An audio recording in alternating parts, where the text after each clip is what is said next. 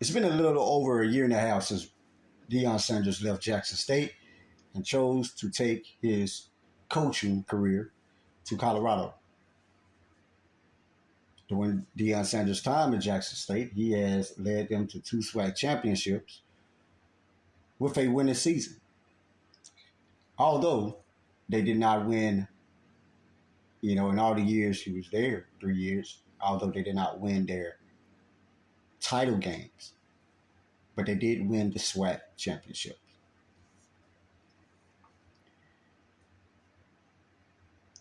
So as we all know, just a couple years in, Deion decided that he's going to take the coaching job in Colorado. For a lot of people, especially a lot of alumni, it took them by surprise. And a lot of people have shared their opinions. Brother Deion Sanders is now in Colorado. And in many ways, from perspective, they are now currently having a winning season. For those who, I'm sure, because it's plastered everywhere, that their prior season, they didn't win a game, or they only won one game. In the eyesight of numbers, this is a huge success. And rewinding things, when Brother Deion Sanders left Jackson State, a lot of those people who are still voicing their opinion and their disdain for him leaving Jackson State.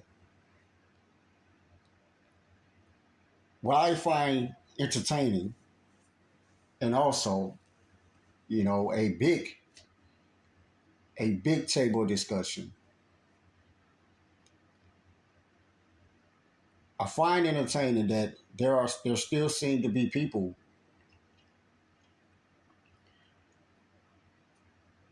who don't get it, right?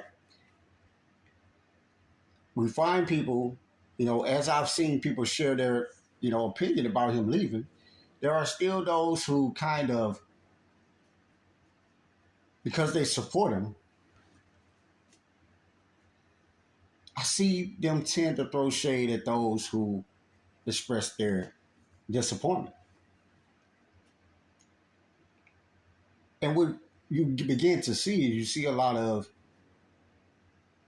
name calling, a lot of Samboism, and a lot of semantics being thrown around about how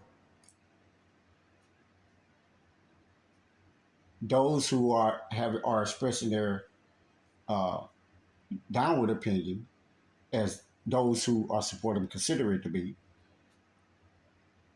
how they look at those people and call them backstabbers or haters. And it has become this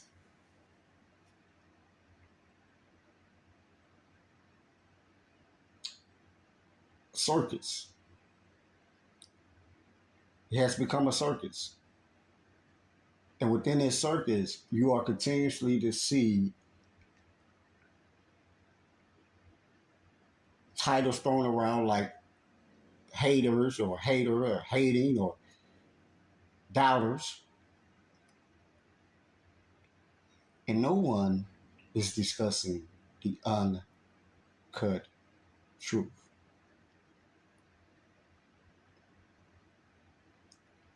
Now, it's either they don't know, don't want to show, or just don't care.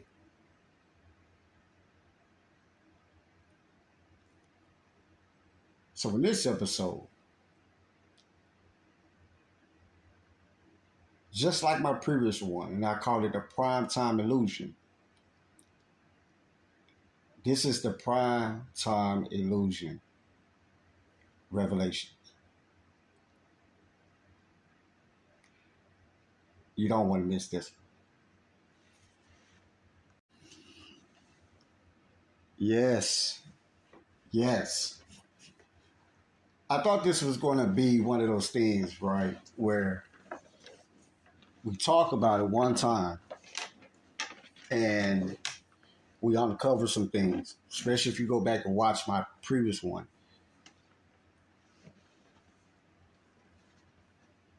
I had a pretty much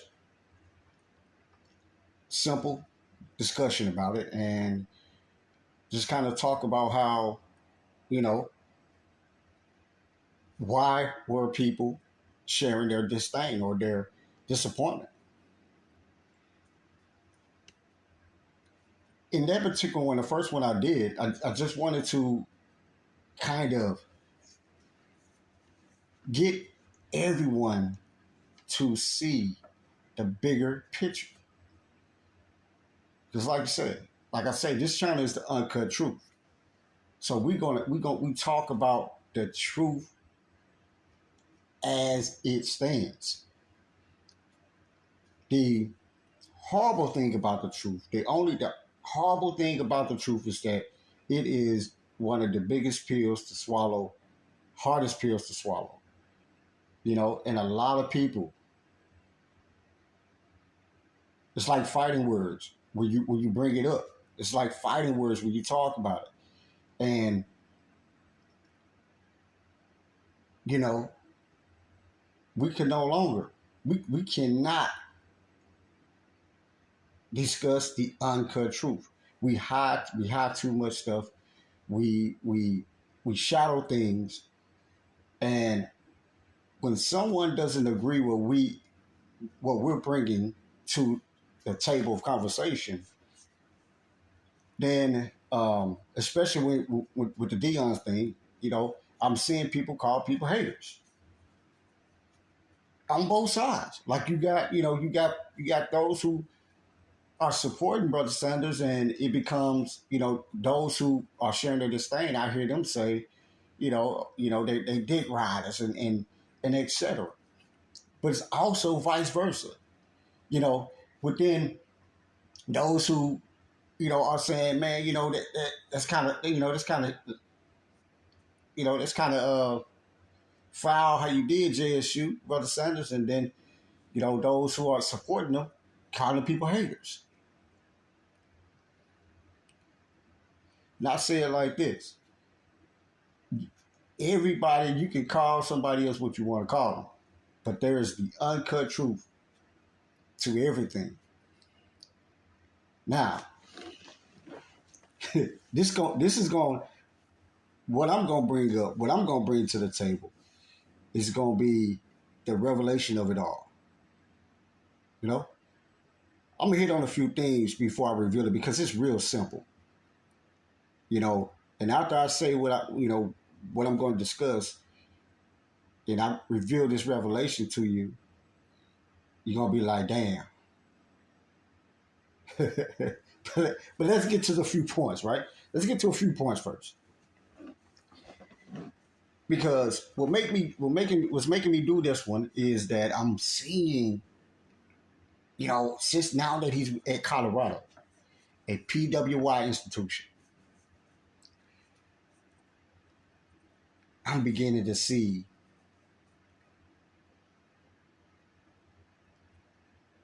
a lot of these fair skinned get in on the conversation.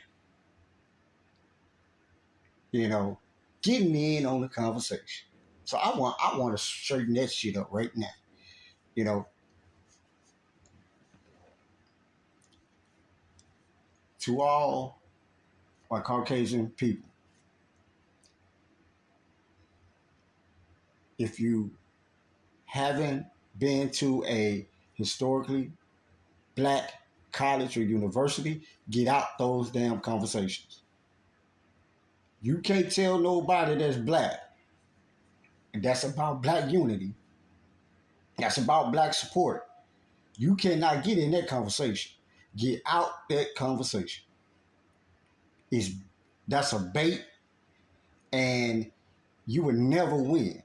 I don't care if the person that's yelling back at you is splitting spitting pure nonsense.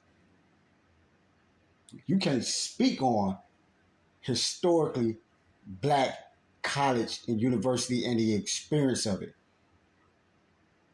Get out that conversation. Stop. Hey, you can't tell nobody who is about black unity. And I'm gonna get to the reason I'm bringing that up. You can't get to these people. Can't get on these platforms and go to talking your yin yang and call somebody who is sharing their disdain that they're hating on him because he at Colorado. You miss the fucking point. You're missing the point. You miss and there are those who get it. There are those who support Brother Sanders, and they understand both sides. So I'm going to talk for those people because that's what this channel is about. It's speaking the uncut truth. Because there's a lot of people who know the uncut truth. We see it. It's always in your face, but because we feel that we have to take A or B, we have to be one way or the other. People always feel like they have to be on one side or the other, and you don't have to. We don't have to be. And those of us who truly understand, those of us who absorb the truth, it's okay to speak that truth. And it don't mean you hating. It don't mean you hating, and it don't mean you did right. And this goes for, if you follow my channel, that's what I talk about. I talk about I talk about the opinions. I talk about the things that's objective, but then I hit on the actual uncut truth and the fact of it all just about at every end of every episode. And man, it's wild. It's wild. It's wild that I see a lot of white people getting in these conversations. Okay. There may be some words that people use and some things that they say, like, hey, like, nah, hey, it ain't that bad, you know what I'm saying? And I'm gonna tell you why. And so I just want to get that off to my white people. Get out them damn conversations. Get out them conversations about anything when it comes to how our people perceive what we consider or thought to be something that was a power movement for us. Because for those who don't want, whether you like it or not, for those who support the Brother Sanders, it's okay for you to support that brother but hold him accountable to the uncut truth. Man, you can support somebody but call them out on the uncut truth. You can. If you feel you can't do that, well, let's just say this. This is the reason why when we talk about a culture, this is the reason why we are where we are now at it. This is why we have so much disillusion, confusion, and all those things, because we feel it has to be one side or the other. And then on both realms, nobody's being held accountable in their entirety for their actions. Person feel like they can come in your face and say one thing and do one another, but then in a private life they could be a certain way, but then expose their true colors on the back end, but you're not supposed to say nothing about it. You're not supposed to call it out. And if you do, you hating on them. This term hate, you're a hater now. Damn that. That's this uncut truth. And so, number two, for my people who I understand your disdain. I know where your beef is coming from. But I'm gonna hit everybody with some real uncut truth. All right, you feel me? And I know where your beef coming from, but just know this: you can still support that brother in his success. And I'm gonna tell you what his success is. I'm gonna tell you where you support him at, but still hold him accountable.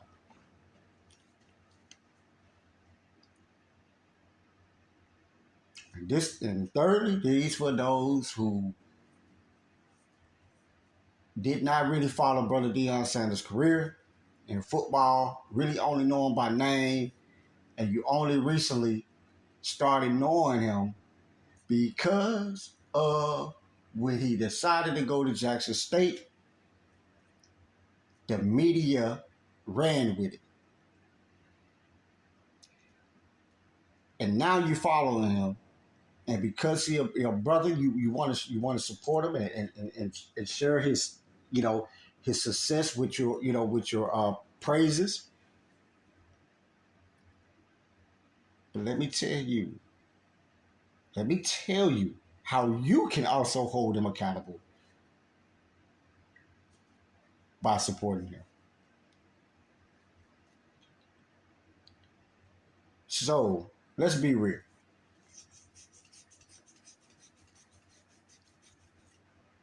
Here's the breakdown to a lot of the disappointment that a lot of people had with the Brother Deion Sanders movement. First things first, JSU was not on the bottom of the totem pole like Colorado. Let's just get that shit straight. Matter of fact, majority, all of our black colleges and universities in this country, we don't they don't have losing seasons like Colorado had. They don't have fucked up seasons like that. They have bad seasons, right? They may won 3 games. They may have only won 4. But Colorado didn't win a single fucking game. If I go back and look at their record, it was either they was 0-12 or some shit. 0-7, something like that. They lost all their games, or damn near all their games in their last season or 2.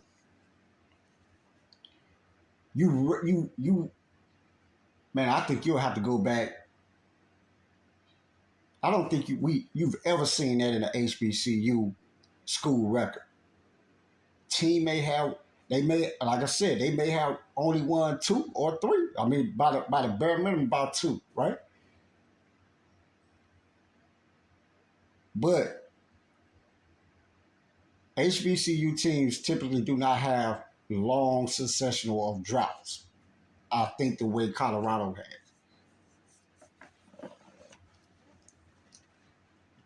But that's neither here nor there, right?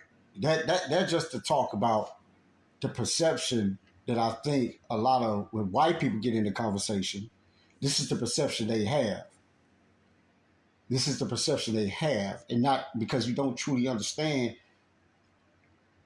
black universities. You're comparing them through the eyes of PWI institutions and the expectations that PWI institutions have. HBCU universities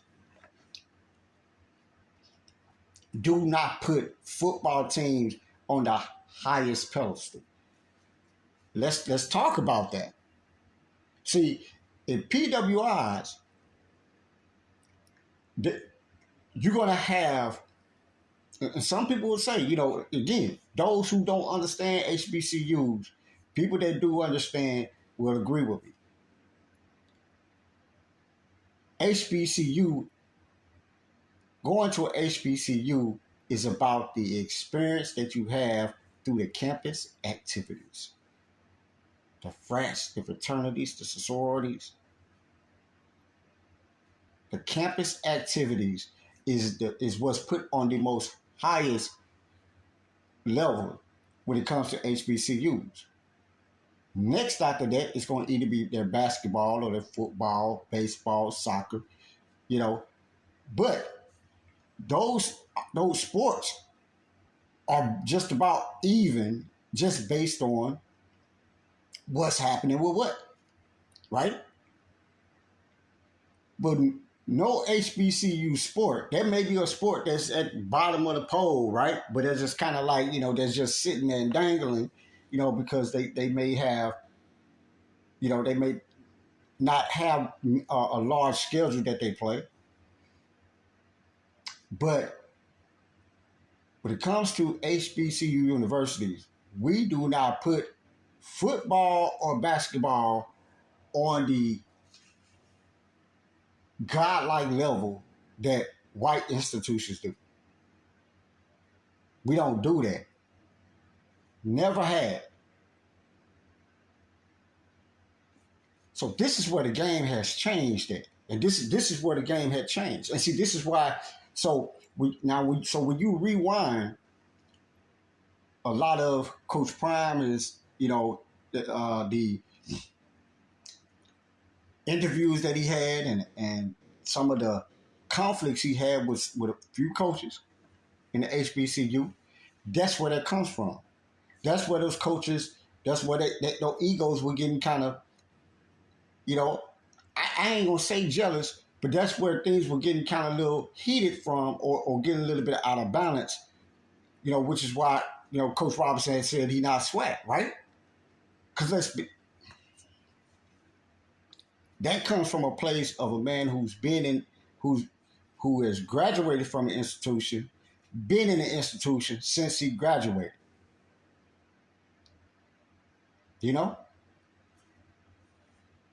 That's a whole different patriarchalism of a mentality.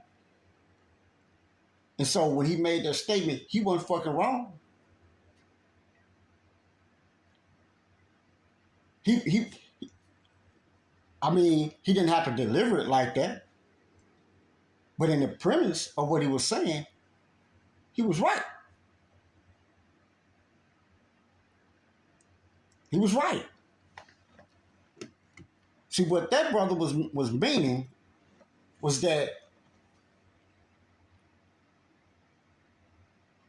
other than his athletics, when he went to HBCU, if he, what was his core? Right? What was his core? Was he in a frat? Was he in a fraternity? Logic. But let me tell you, it's a different mentality with those guys, because this is how they see guys that leave and go to the pros. It's just like you see it on TV.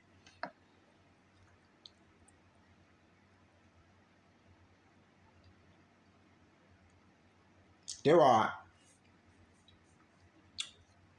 a lot of great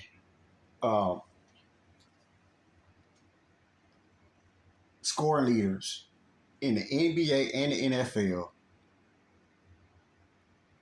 that came from HBCUs. But y'all wouldn't know it because a lot of them don't talk about it. Just like motherfuckers didn't know Deion. Deion went to one. You know what I'm saying? You didn't know that until he had to prove himself.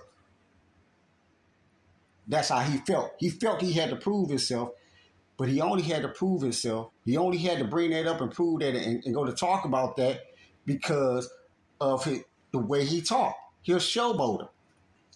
Deion is very, his mannerisms. He's a talker. He's a flasher. Always been like that. He ain't no different. Always been like that. He's a grown-ass man, still doing the same thing he did when he was a teenager and a young adult. So we're talking about the uncut truth here now, right?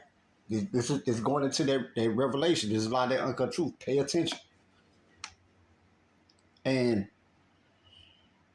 that's where that came from when Coach Robinson Jr. was just kind of like, fucking with him, that it comes from. It's just like it's like if you have a kid, y'all both grew up in the same hood, same neighborhood. One of y'all stayed, or not necessarily consider it stayed when it comes to this, what we're talking about here, but just in essence, far as mentally. Do you think Deion ever? Do you think he got any of his HBCU memorabilia at home? I doubt it. I doubt it. But I bet she got his PWI, right? But hey, let's move forward, right? But nonetheless, that doesn't mean that brother Coach Robinson can't support him, right? But that's where that and HBCU coaches don't have rivalries on the magnitude that PWI have. Like we'll have what we call like our classics, or our biggest games of the year, or but everything for us comes in the form of the bands and the majorettes. For my white people listening now, pay attention to what I'm saying. We are familiar with having a homecoming, having festivals all week on campus. See, that's one thing Deion's children gonna miss. Better believe that shit.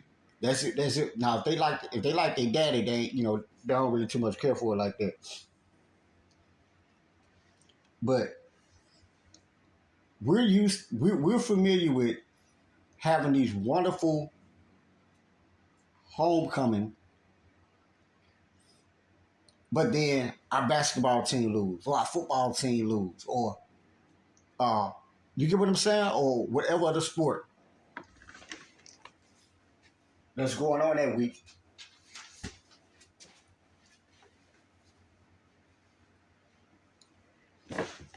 We're familiar with either winning or losing those homecomings.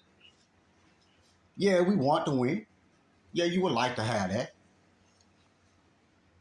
But we are not pressed on it. We're not pressed on our sport athletic wins the way white institutions are. We're not. So because of that,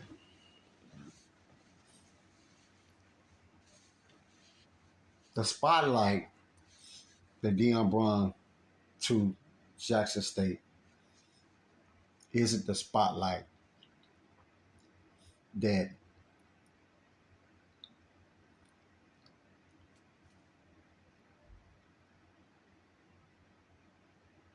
we just have to die to have. We cool with our space. We cool with our circle. Yeah, that's hyped up. Yeah, that's beautiful to see that the nation is want to see us. But the reality is the nation don't give a damn about HBCUs. But just that glimmer and speckle of hope that a lot of people had, they thought that was about to be the premise.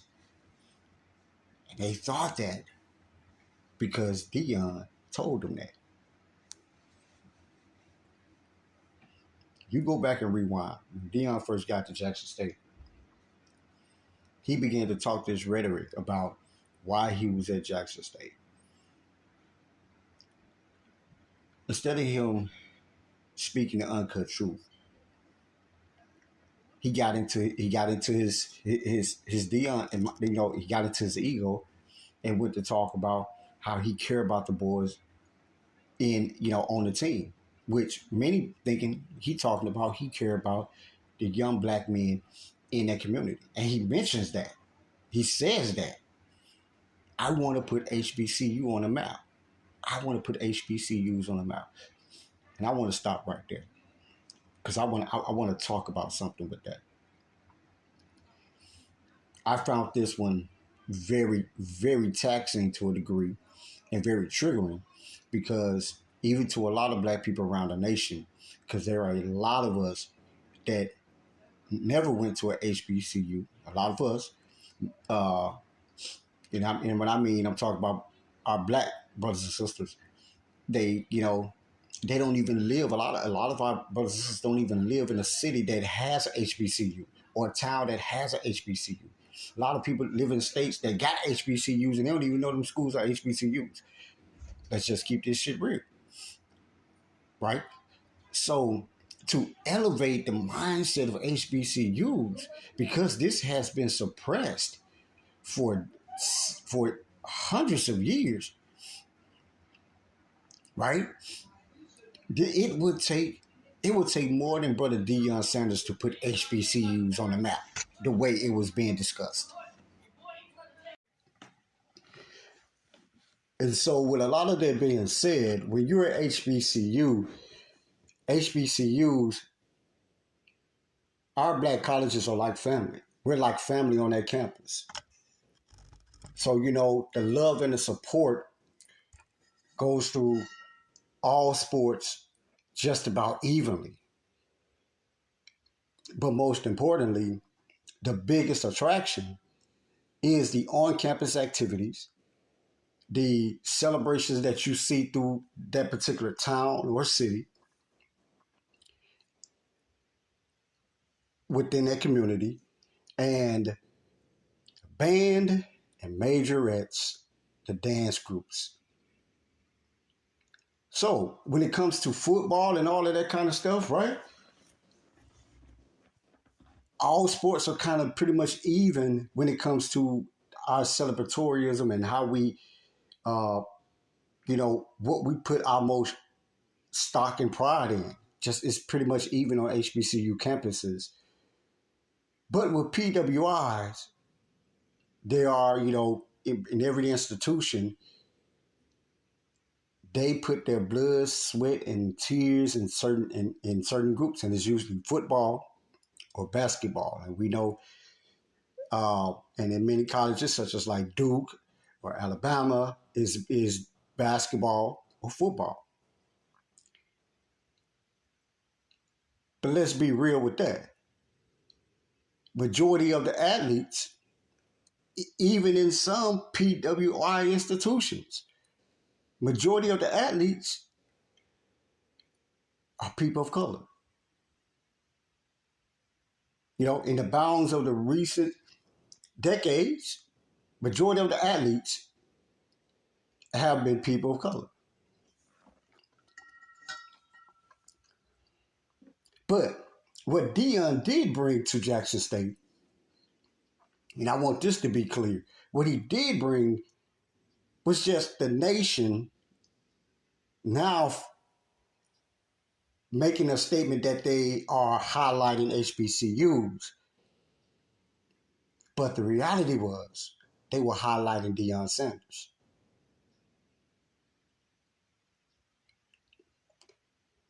A lot of people probably haven't really don't really follow TV until something is very popular or trendy. And when I say trending, I mean trending to the point where it's thrown in your face no matter where you at. Because sometimes things could be, popular, but just not thrown out there. For those of us who keep their eye, in the media, most people know Deion been on TV for the last. He been on TV, for the last almost, let's say, I'm gonna say about 12 years. I could be wrong about the exact number, but Deion had a go look it up. Deion had a reality TV show back when he first got with Tracy Edmonds. and his young boys were still kind of, they was either still in middle school, not middle school, high school, and he was, he was coaching a high school team at the time. And at one point, his boys wasn't at the same school, or they was at another school. But Deion been on TV for a long time. So cameras have been following him pretty much all his life. Pretty much all his life. When he retired, I think, he wasn't around the media like that. I think he did a couple commentary stuff, when he retired. But when he got with Tracy Edmonds, the reality dynamics fostered then. And that's from Tracy Edmonds. That's from Tracy Edmonds.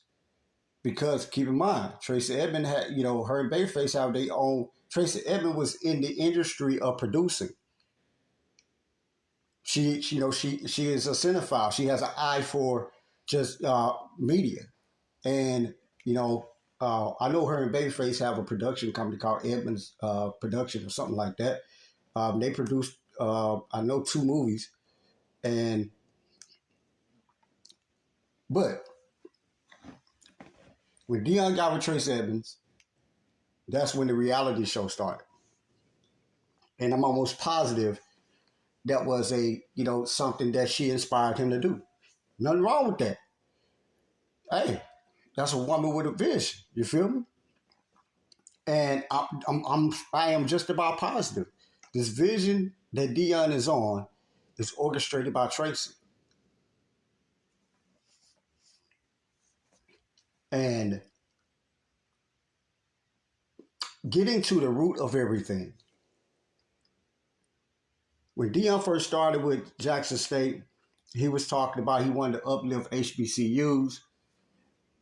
And for those of us who understand, it takes more than Deion to put HBCUs on a magnitude to where this white nation will respect it. It takes more than just him. It takes about 10 in him at the same time. I mean, doing the same thing he's doing now, that he was doing with Jackson State, right?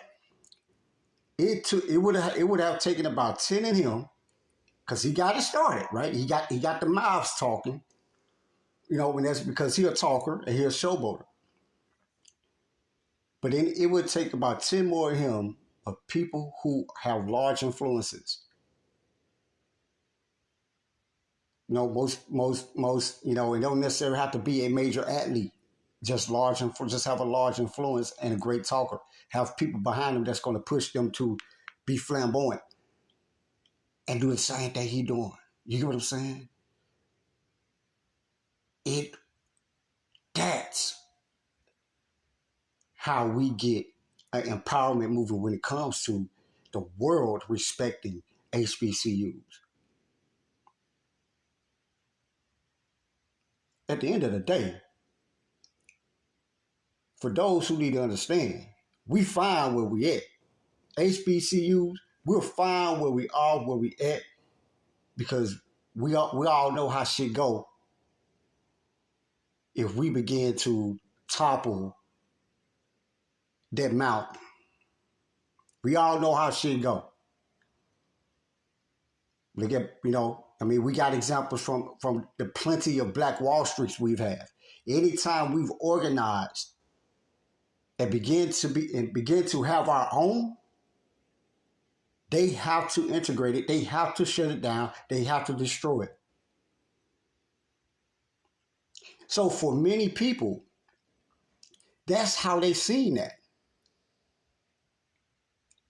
And for those who don't understand that, you're the reason. You're the reason why they are able to topple us or shut us down the way they do anytime we get to any levels, because there's just way too many of us that don't care or refuse to acknowledge the truth.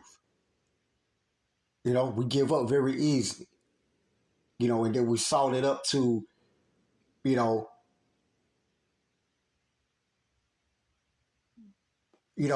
we begin to turn our backs on those who want to align in that magnitude, and then we try to say those people are overboard or they're doing too much. It's never such thing as doing too much when you talk about empowerment. Never. But for those people who are, deep into history and they know how shit go, when we begin to see that light, when we begin to start having our own, when we begin to be very self-sufficient in our communities, they turn that light off. Especially if they don't have control. So the example of how they control shit is an example of how they pulled Deion away just like they did. Now, I'm going to say this about Brother Deion.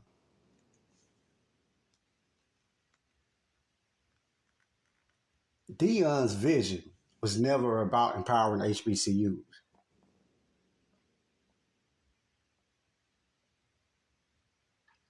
That's the uncut truth.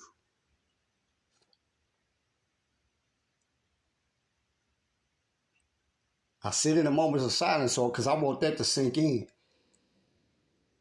Yeah, he said it, but he was lying.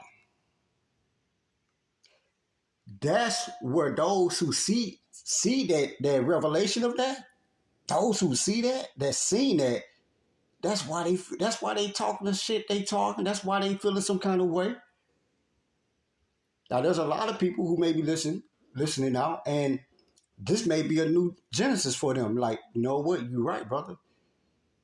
And I'm telling y'all, this is the uncut truth. Here, Deion's motive has been, now I'm gonna say it, to get his sons in the NFL. He been on that train since day one. If you go back and watch his reality shows, you'll know that. Deion has always been about getting his boys to the NFL. And as a father, and this is where I'm seeing, and see, this is where a lot of the conversation get real jacked up with people, when I see people talking.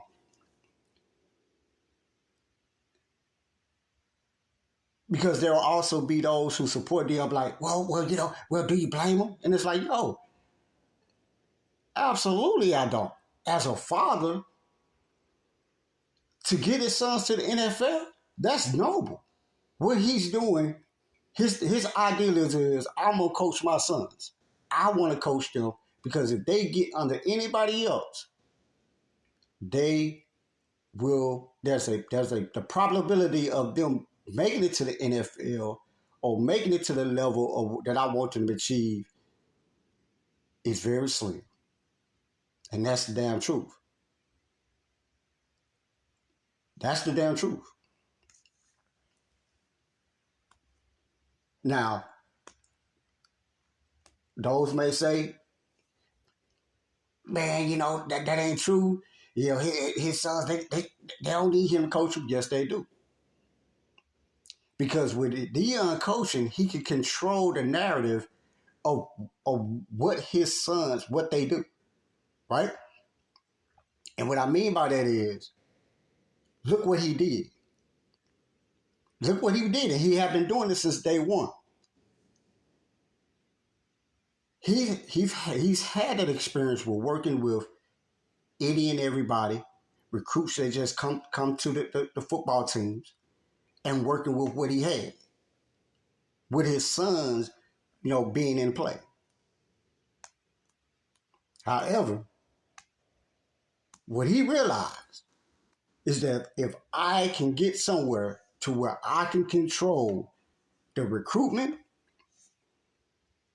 if I can get somewhere and they tell me, yo, you can have all say so over this program, that program, this recruitment process, you can do whatever you want to do to the team.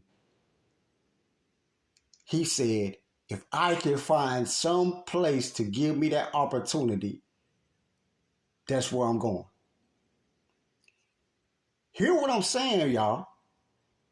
This is why he took the job for just $200 some thousand a year. You know, on top of that, you know, what he get, you know, endorsements and ticket sales. You get what I'm saying? Because it was never about HBCUs, but it was about where can I go where they will give me control over their entire team and the parents won't be on my ass. You get what I'm saying? Where I can do what I want to do. Cause straight off the bat, the way the programs work before he went to Jackson State, he could not go nowhere in any college and say, I'm gonna put people on the team that I want on the team. You couldn't do that.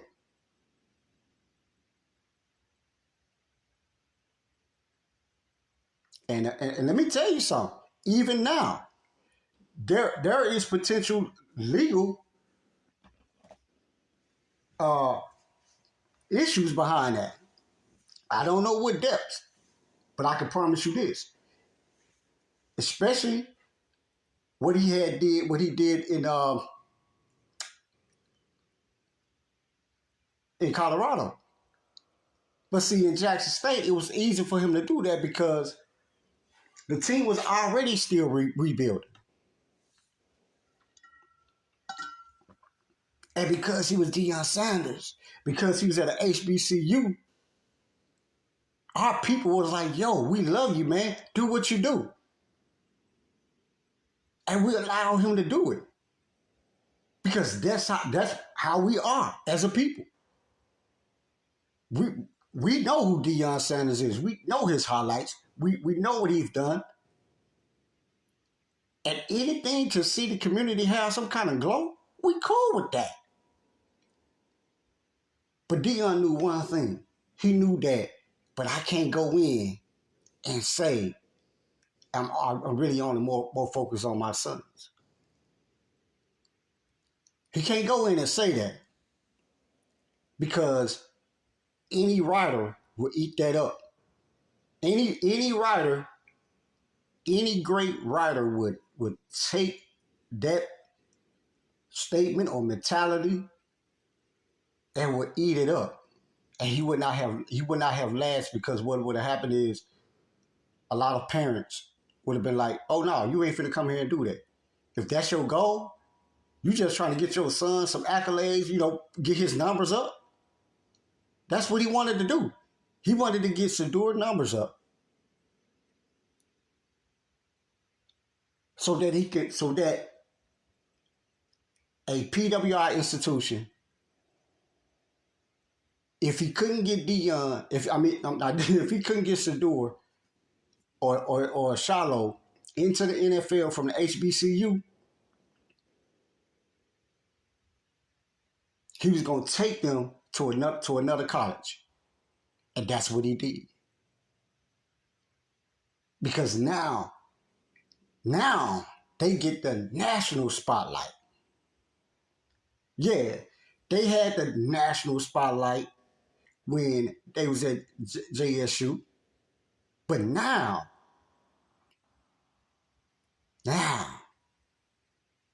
they get the PWI spotlight. Because let's just be real. Because although he was at Jackson State, although they had that one little game day in Jackson, Mississippi, and keep in mind, go back and rewind all of that. And you listen and they tell you, out of all the decades of HBCUs being in this country, that's the first time they've ever been at an HBCU campus. You get what I'm saying? So yeah, the glitz and glamour, that shit looked good and it sounded good and it was great. It was good. If the motive was, I want to put HBCUs, I want to make them contenders and put them on the spotlight to where the college community take notice. But were college communities taking notice of HBCUs? Or was the idealism for them to take notice of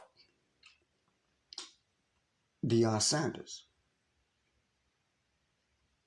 Because if motherfuckers ain't take notice after you done had Walter Payton, who still holds one of the highest records in the NFL, who went to Jackson State, okay? Steve McNair, who went to Alcorn State University. Come on now. Jerry Rice. Hey, do I need to go further? I don't, because there's a lot of NFL greats who have came from HBCU universities. And I ain't talking about them going to another university and then, they went to HBCU, graduated from there, or just went there and then went to another college and then went to the pros from there.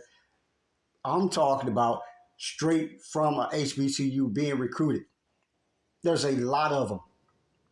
And there's a lot of them, if they didn't come from a HBCU, they may have got recruited out of high school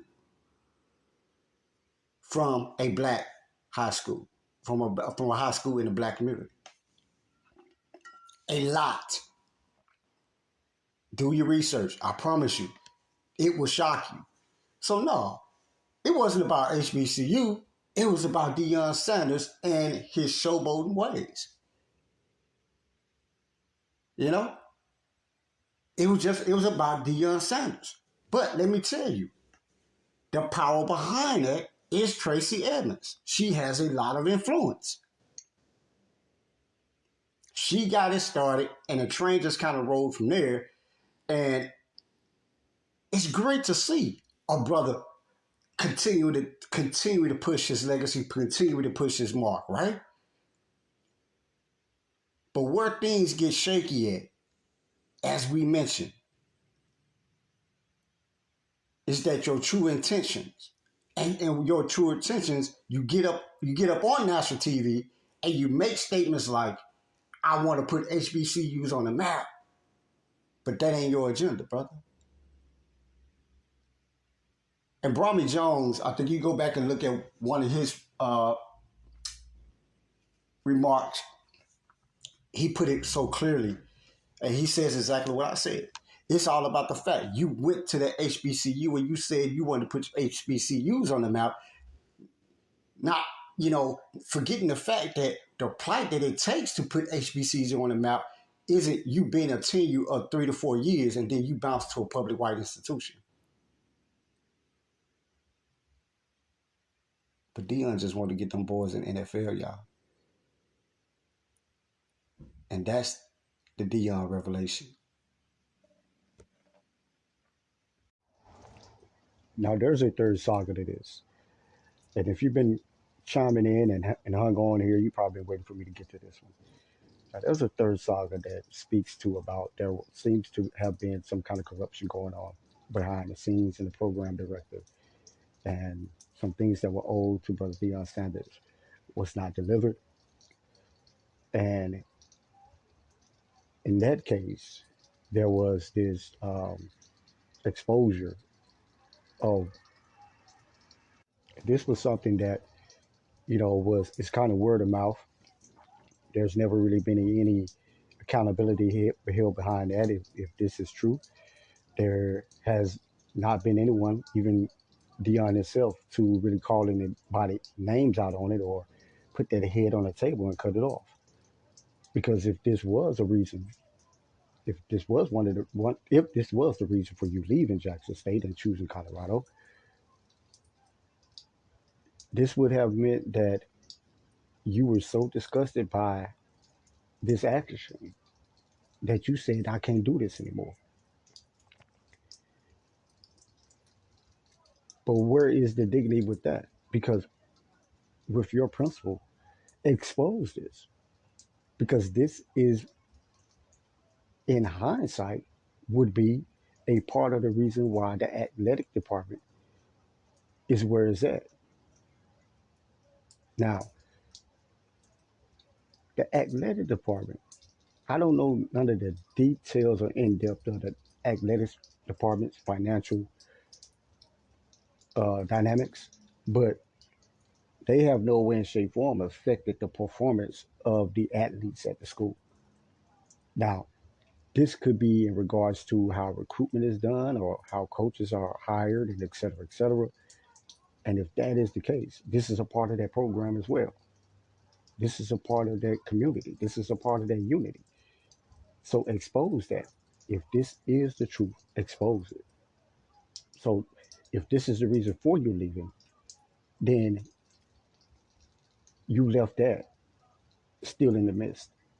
So you left those students, you left that community, but more so not just community. So because I know some people will hang on to that, and they'll say he don't. Deion doesn't owe anybody anything, and that's true. But with that being said,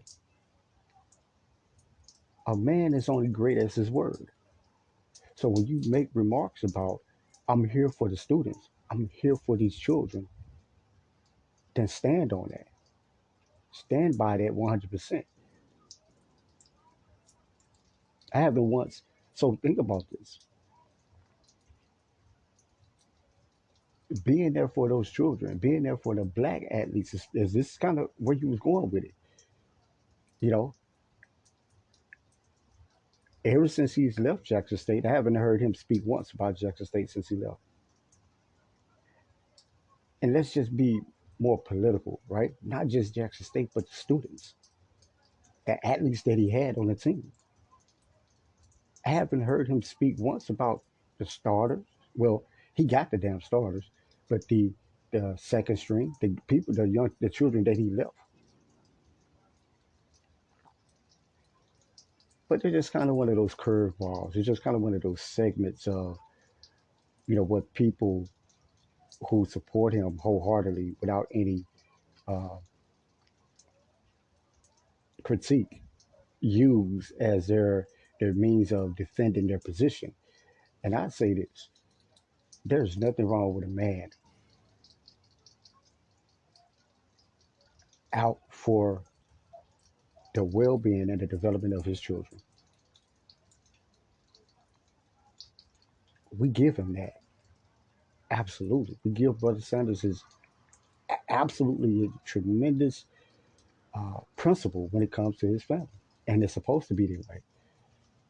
His family is first.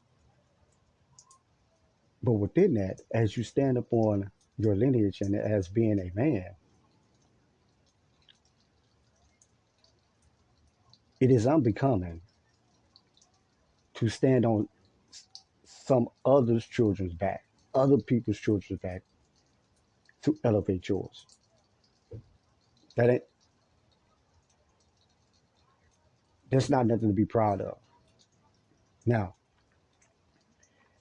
I made this statement to say this. As we go into the revelation of everything we've, you know, spoken of, we come to the understanding that Brother Deion Sanders, his entire legacy and principle and ideology has been to elevate his children because he could not do it anywhere else. Shiloh needed to get his numbers up. Shiloh needed to be in a place where he can do it. The only people that was willing to give him a chance to allow him to revamp the entire roster like they coach did in Louisiana, they end up getting fired for it. See, that's another story. We ain't gonna talk about that, right? There was a coach back in down in Louisiana did the same thing. They ended up firing their sister for it because it went against college rules and regulations. Yes, she did. She re-rostered her entire roster. But Brother Deion Sanders was able to go in Jackson State and do just the exact same thing. Not alone did he do it in Jackson State, but he went right to Colorado and did the same thing. But we ain't talking about that.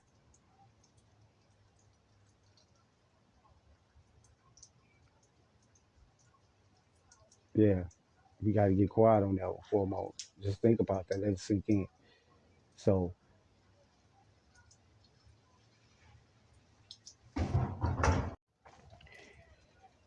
so for those who truly seem to find that those who express their criticism towards Brother Deion Sanders, and we resort to look at those people as haters, just understand that those people looked at the glass a lot different.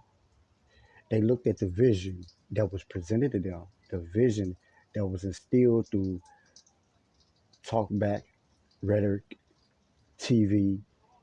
A lot of people got involved. A lot of money was poured into the illumination of this message, only to whitewash it, because that was the plan all along. The plan was never about HBCU. It was never about the boys in the community that was playing for HBCU athletics. But this was the theme. This was the narrative that was pushed to that team, to those boys, to that university over, over, and over. So these alumni that express their disdain is valid. It's very valid. But it's okay. When the smoke clears, it's absolutely okay because we have always persevered, always will, and we in the HBCU community, the black community does not need a national spotlight to be a unity. It is an absolute 100% nothing but good applause to Brother Sanders holding on to his principle of wanting his boys to be successful. He wants them to be in the NFL. He wanted at least one of them to be in the NFL. He got them the deals that he wanted them to have in life. They got the money deals, and they are doing well at the moment. But one thing is for certain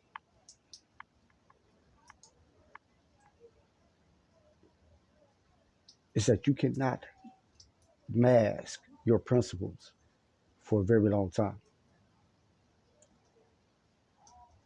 But the truth will always reveal itself. And one thing I can guarantee you all is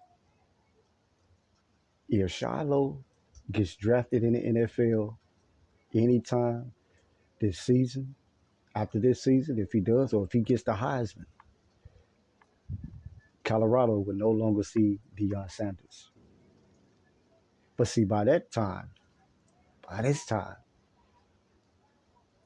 he would have done what he needed to do. The same line that he used after he left JSU, he would say the same thing. But one thing that is most important here is that Colorado needed him more than Jackson State needed him. And I think that is the straw that we all should pull and grasp from. Let's congratulate the PWI for pulling the money scheme, pulling the string, because at the end of the day, one thing we know about conspiracy,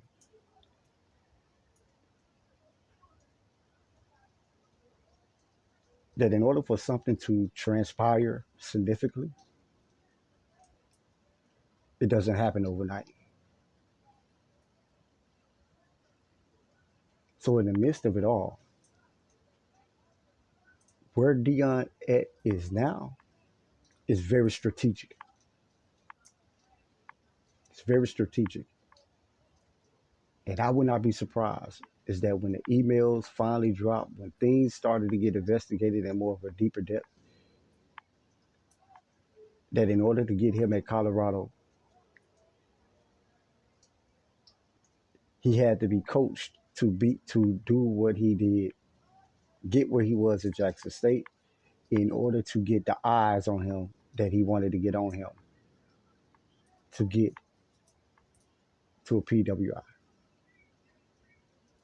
When it's all said and done, that's going to be revealed eventually.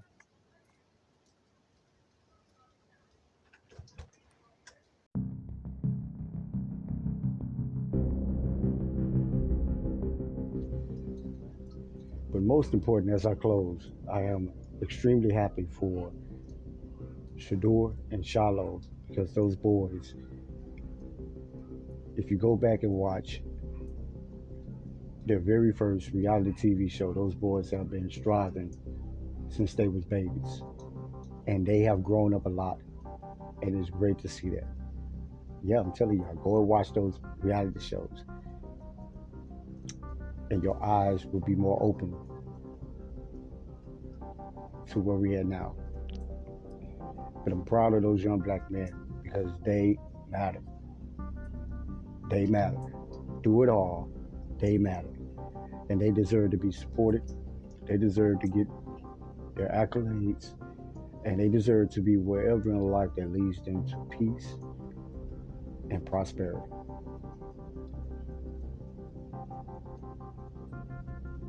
But at the end, let's just all make sure that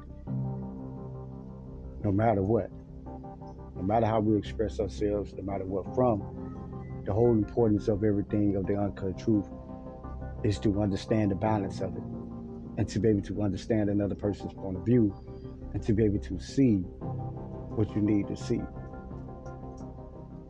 Therefore, instead of being combative, we can all collectively understand the things that we see in front of us. And it would help us to have better conversations, even in our own lives. Because what you see in front of you changes the way you operate.